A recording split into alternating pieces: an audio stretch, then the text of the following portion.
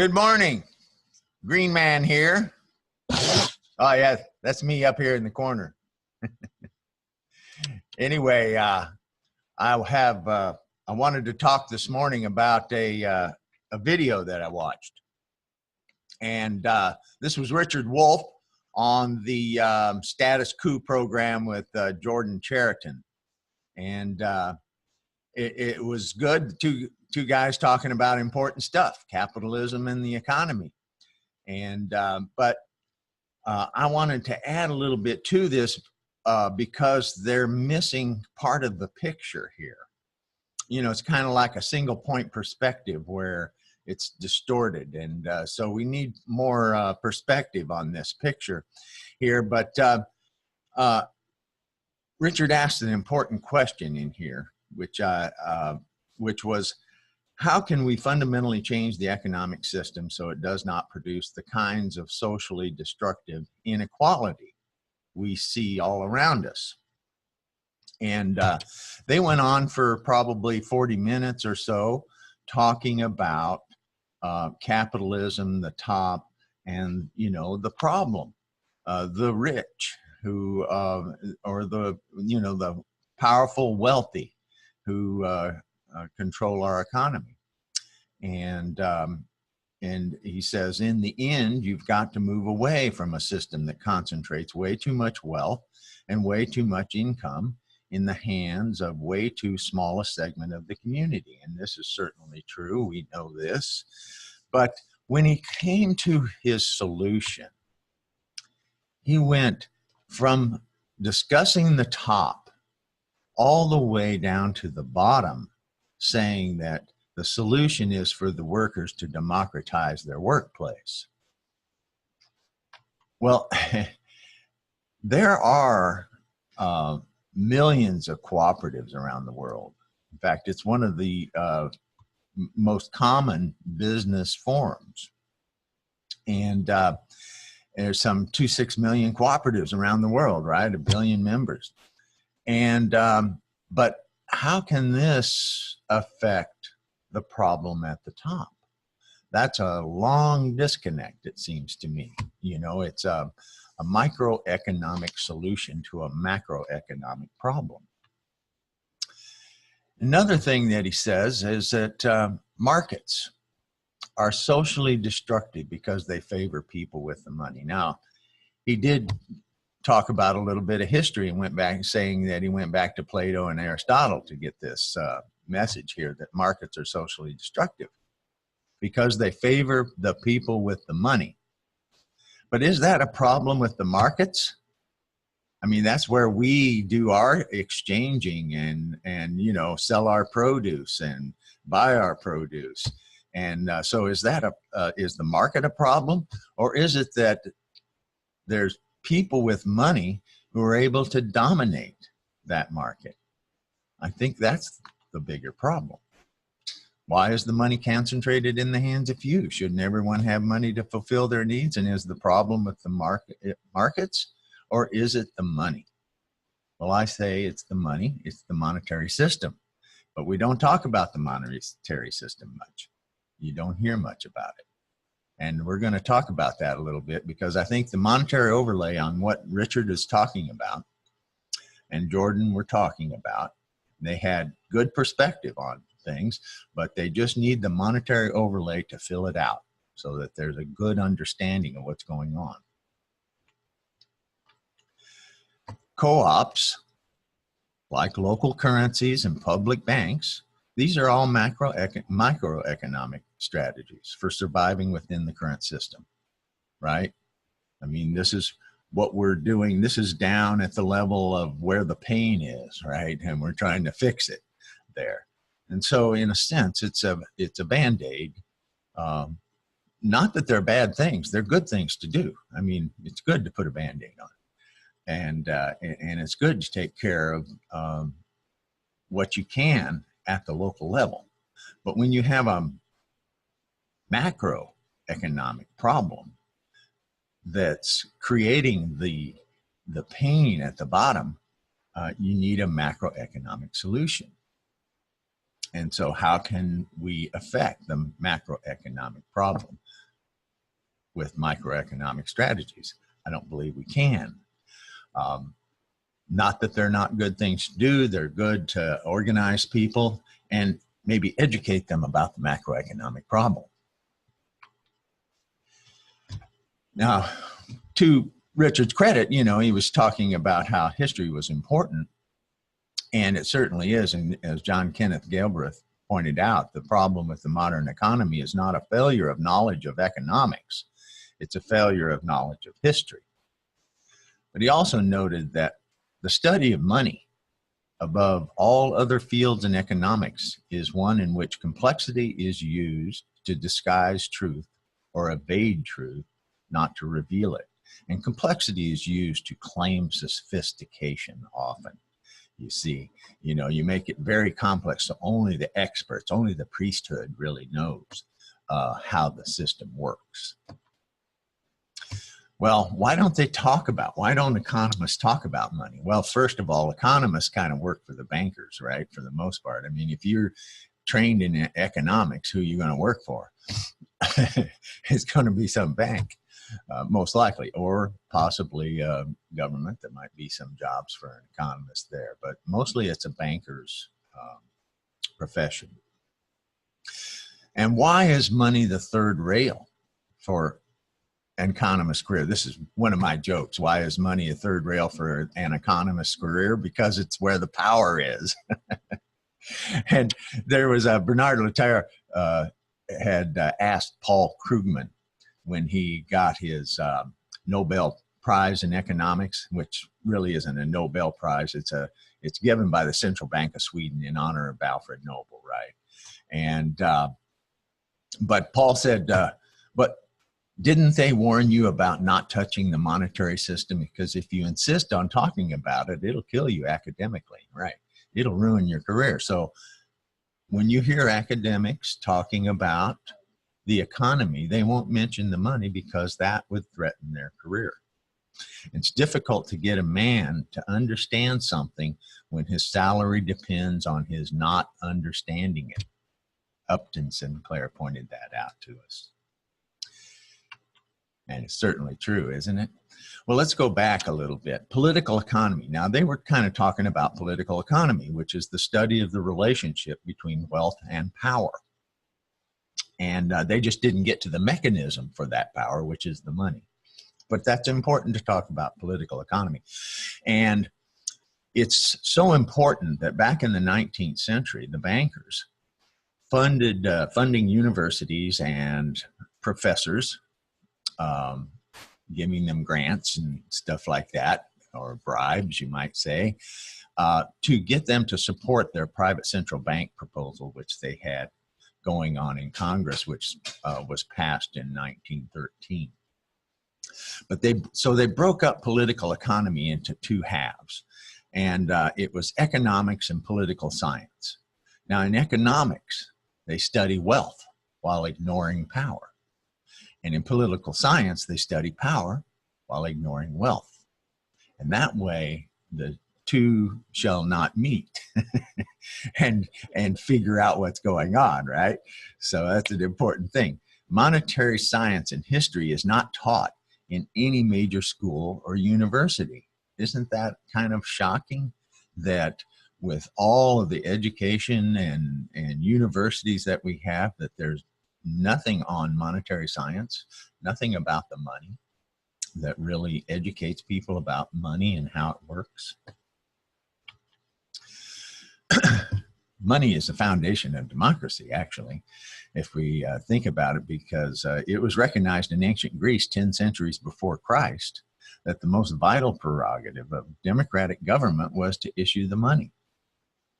And of course, this was way back before Aristotle.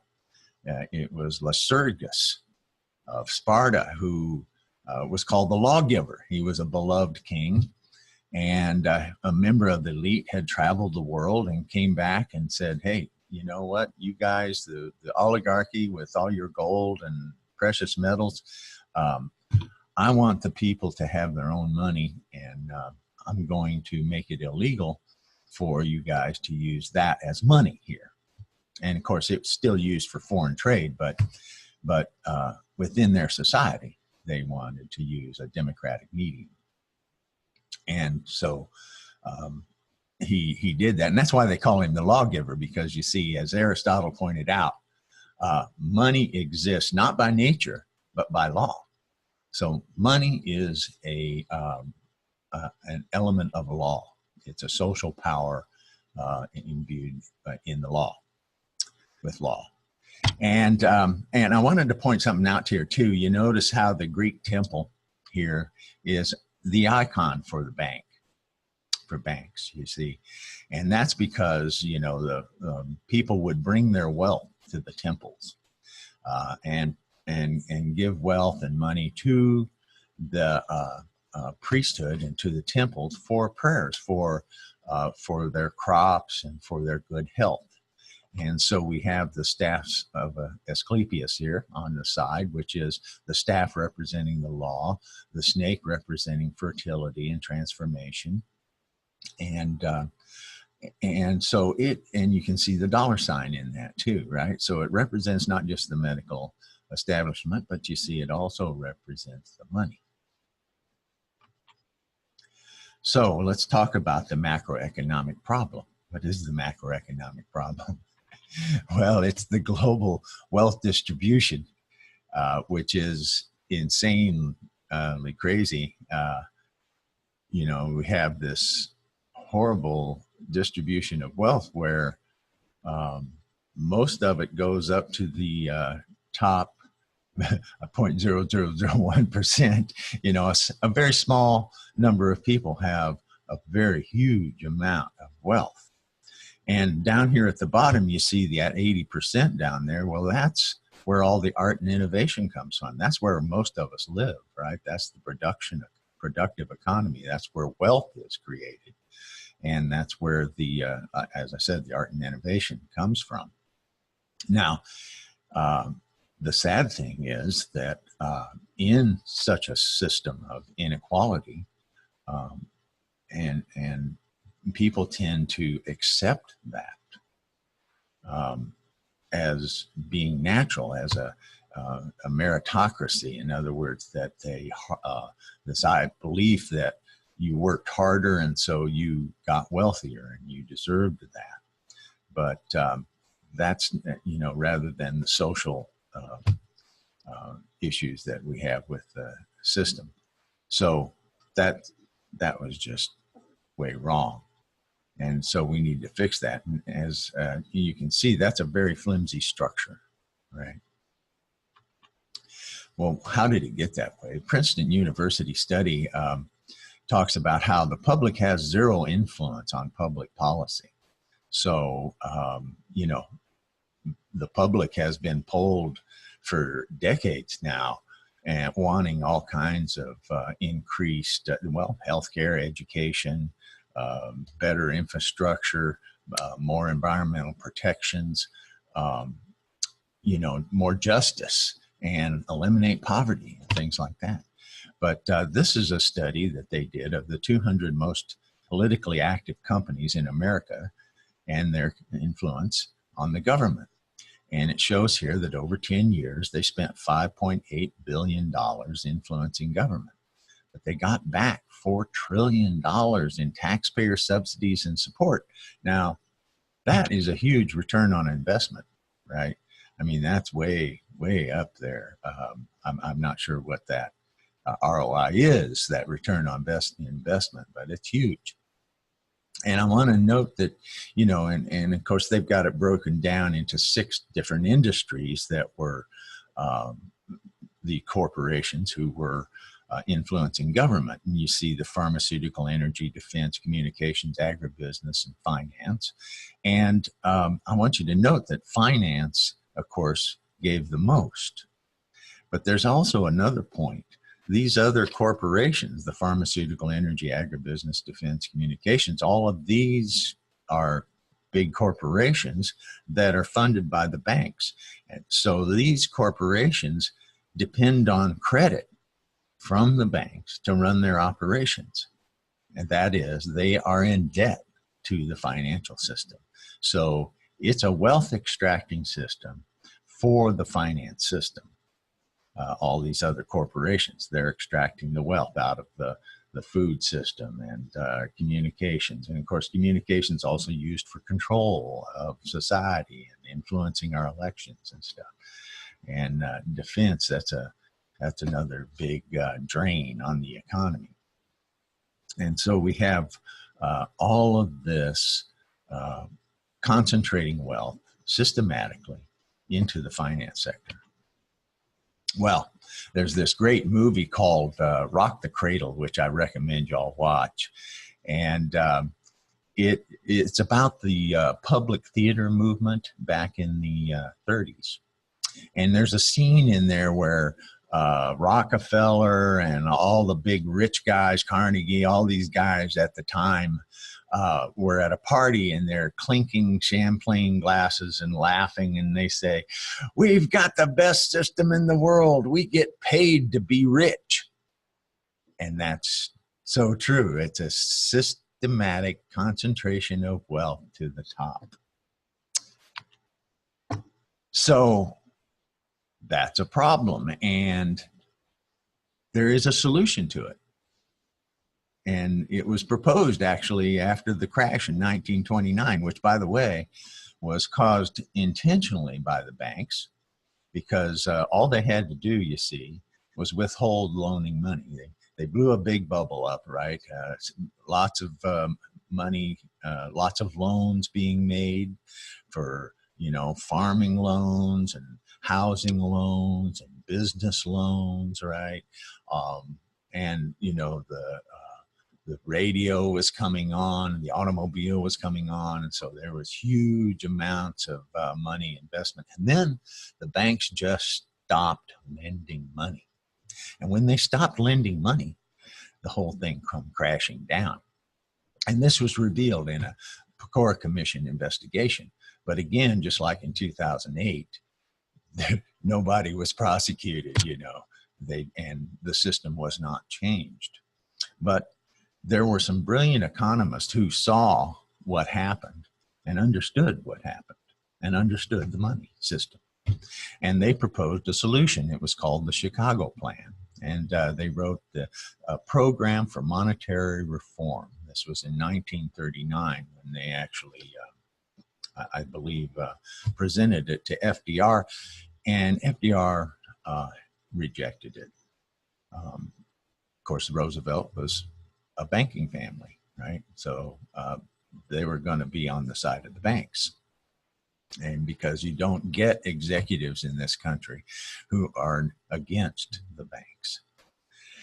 And their solution was to the Federal Reserve banks would be nationalized, just the Federal Reserve banks. Now, the Federal Reserve banks are private banks.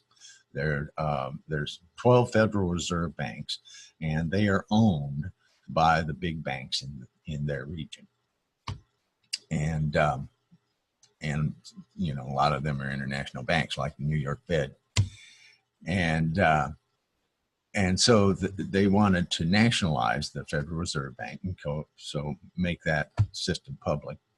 And then they wanted the power to create money to be removed from the private banks. Now that's the whole banking system that creates money, and through what they call fractional reserve banking, which is really just creating money, using the excuse that they had some reserve or something, but that's pretty much ignored these days anyway, and banks just lend money, and then they figure out the reserve thing to comply with law and bookkeeping and all that stuff later. But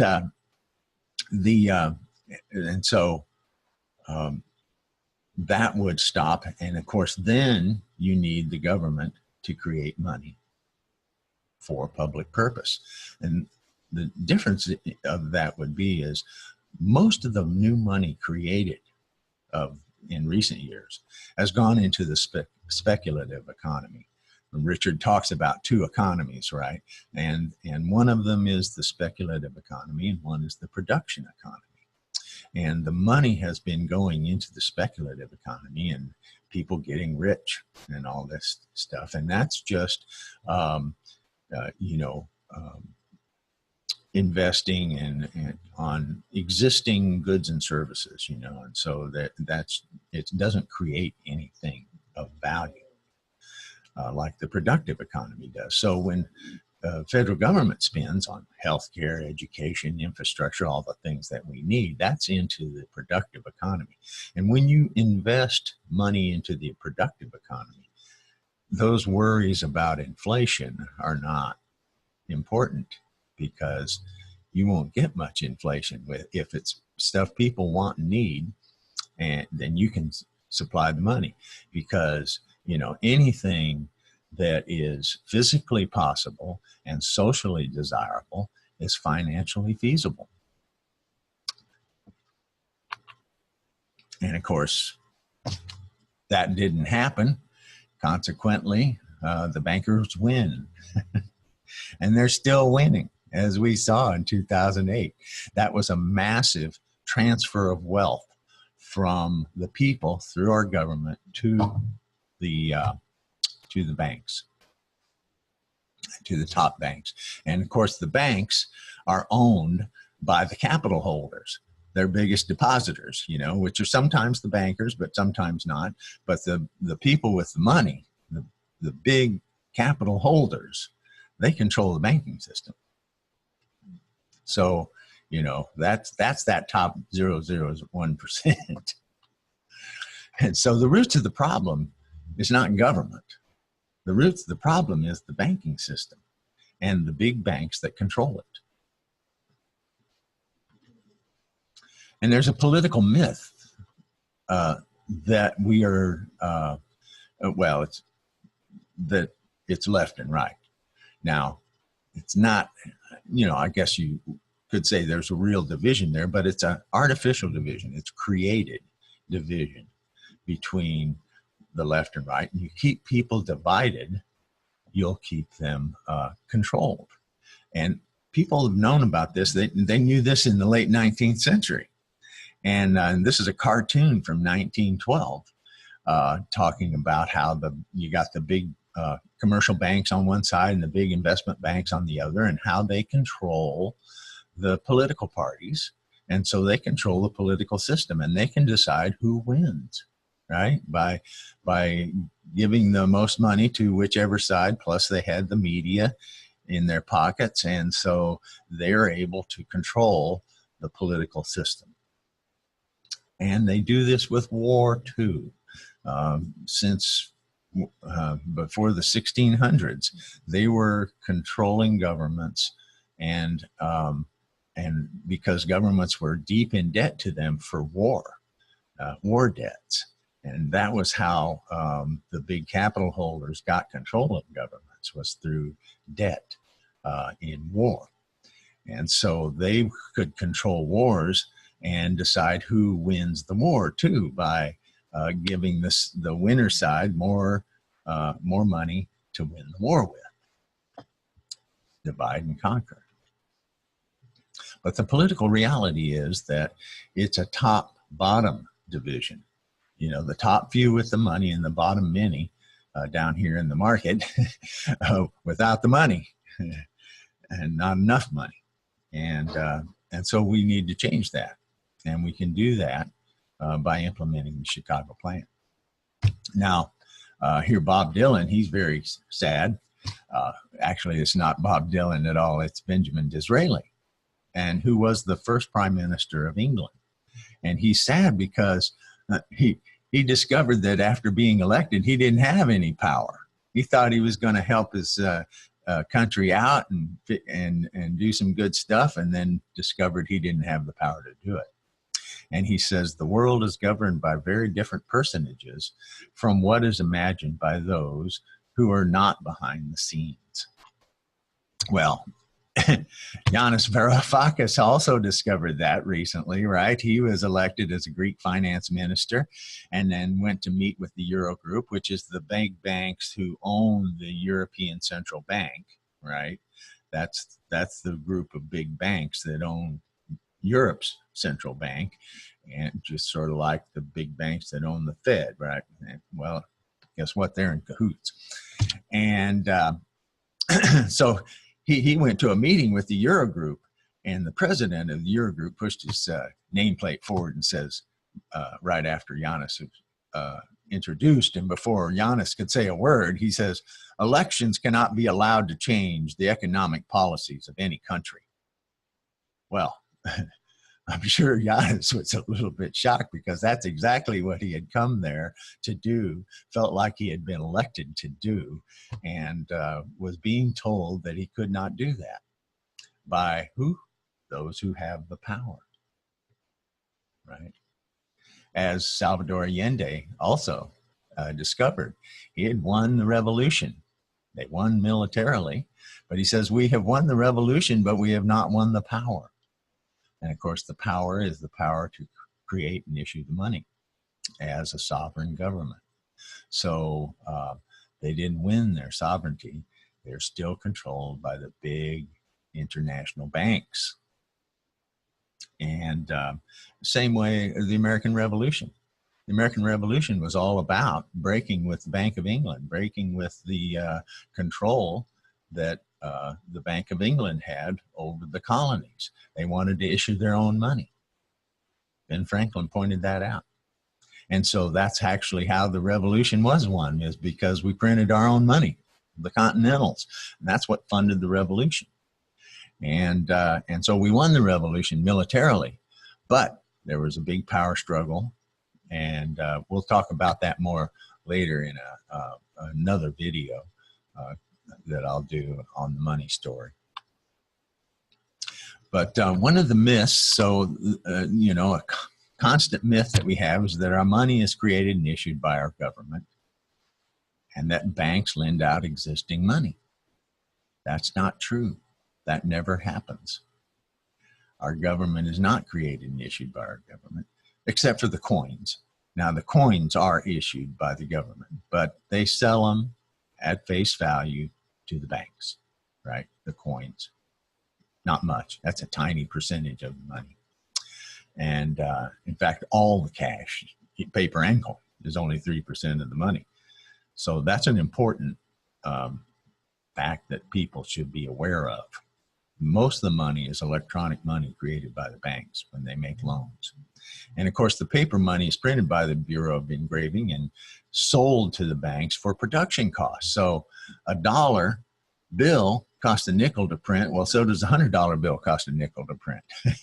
And so they're buying all that cash at production cost, and then they get the profit from that, the seigniorage, it's called, when they issue that money for people when they cash their checks. We'll talk about that more at another time. So the money reality is that the private banks create money when they make loans to people, businesses, and governments. That's where most of the money comes from. 97% of the money comes from private banks creating money, just electronic numbers going up in their electronic ledgers, right? And that government borrows money to cover the deficit that taxes don't cover. So it creates a debt to the banks, to the capital holders, actually, on which we pay interest. And in fact, that government debt is up to a level now where we're paying $500 billion per year in interest payments to these bondholders. Well, who are these bondholders anyway? Let's figure that out. I'd say they're the capitalists, right? But capitalism, so Richard and Jordan talking about capitalism and democracy. Well, what's capitalism? Is it the private ownership of the means of production? I mean, is a guy with who owns his tools and his truck and maybe hires a helper, is he a capitalist? Is that capitalism? The ownership of the means of production? It doesn't sound like much power to me. And the capitalists are very powerful. Democracy. Is democracy majority rule? Is it the vote that gives power to the people? I don't think so. We've had the vote, but we don't have the power, because the power is the money. And if our government, any government that doesn't issue its money is controlled by those who do, right? So So we're not in control of our government. Our government is in control of itself. It serves the capital holders, the owners and people above the big banks. So capitalism is the private control of money, is what capitalism is. And democracy is the public control of money. Now, this is an issue that has gone back, goes clear back to ancient Greece, right? This is what all the revolutions, this is what all of the conflict and struggle has been since civilization began, which was who rules. And it's always been ruled by the wealthiest. Through most of history. Now, there's been a few times, like in ancient Greece and actually the Roman Republic for a time until Julius Caesar switched it to gold, and then it went down. And there, in the American Revolution, so there have been a few brief instances where public money showed its power. And of course, in ancient Greece, it was 350 years of prosperity there, and the Romans copied that system because it was showing how well it worked in terms of distributing the wealth to the people, to the population, creating prosperity. But instead, we have a web of debt, and we have these big banks, and there are now, there was 20 big banks who kind of controlled the world in terms of the money. And, they don't control every little thing. I can spit at them and they can't control that, right? But there's these big banks, and of course now it's only 18 because we lost Bear Stearns and Lehman Brothers, right? They were subsumed because it's a system that's constantly concentrating the wealth into fewer and fewer and fewer hands.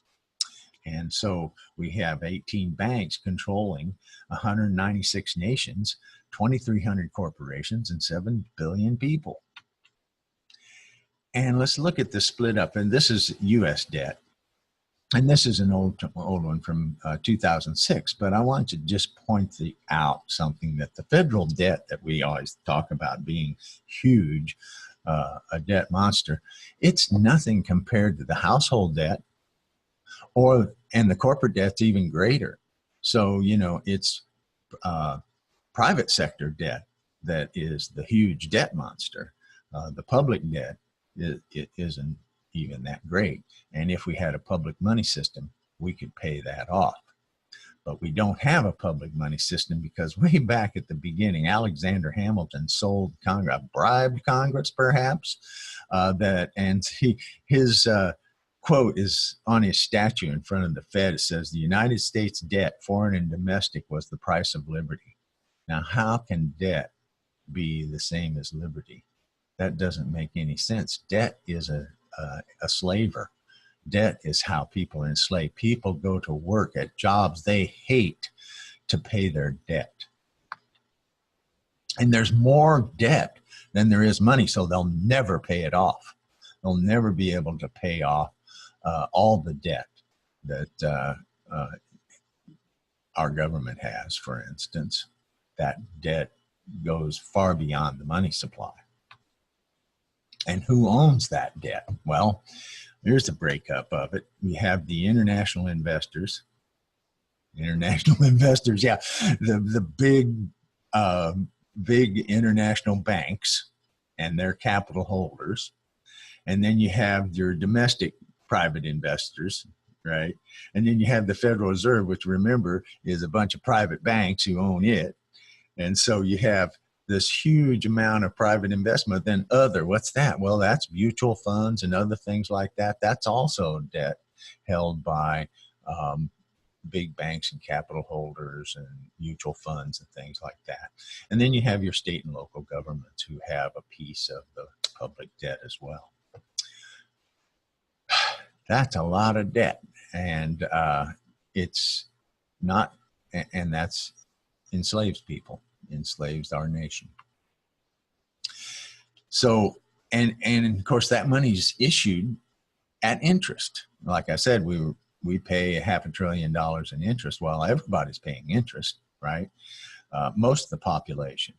And so this is a graph.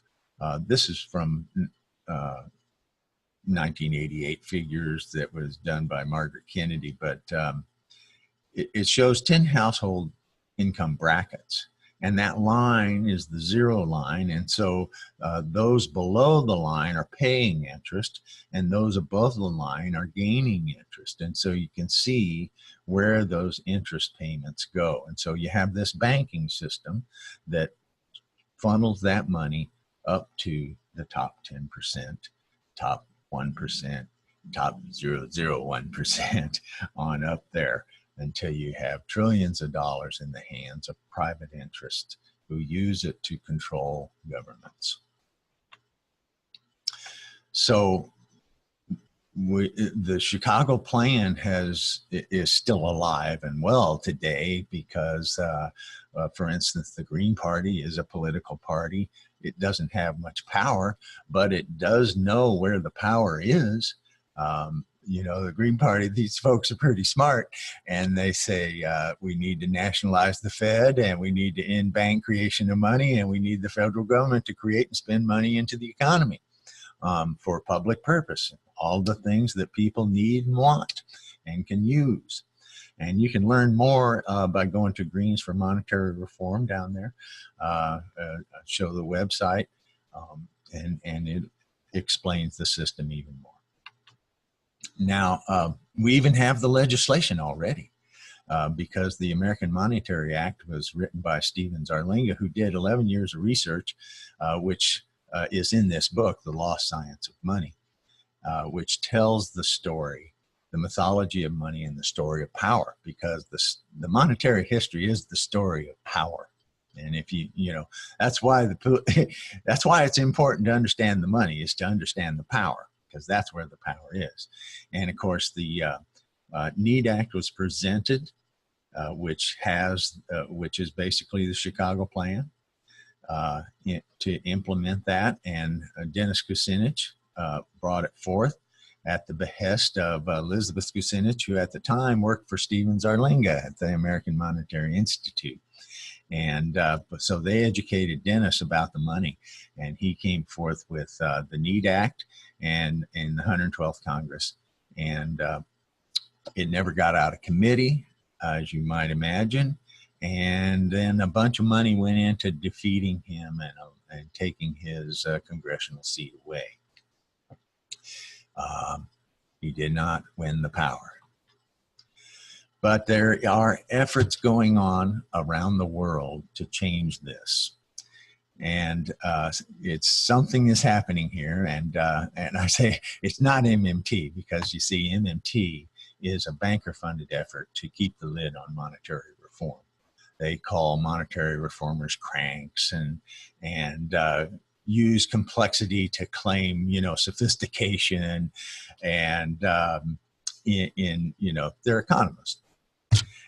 But there are organizations now all over the world who are pushing for monetary reform. Basically, the same three elements that's in the Chicago Plan, the same three elements in the Green Party platform, same three elements in the Need Act, monetary reform. And there's some 30 countries now with movements going on in their country. And of course, the U.S. is lagging a little bit behind because people seem to be happy with their inequality. But there is an American affiliate to the international movement, and it's called the Alliance for Just Money. And you can see they're forming just now, and they have a website at monetaryalliance.org. And so if you want to get involved, I would say hook up with them. All right, well, that's my message for today, and stay tuned. There's going to be some more messages to talk more about the money system and what we can do about it. And have a good day, and bye-bye.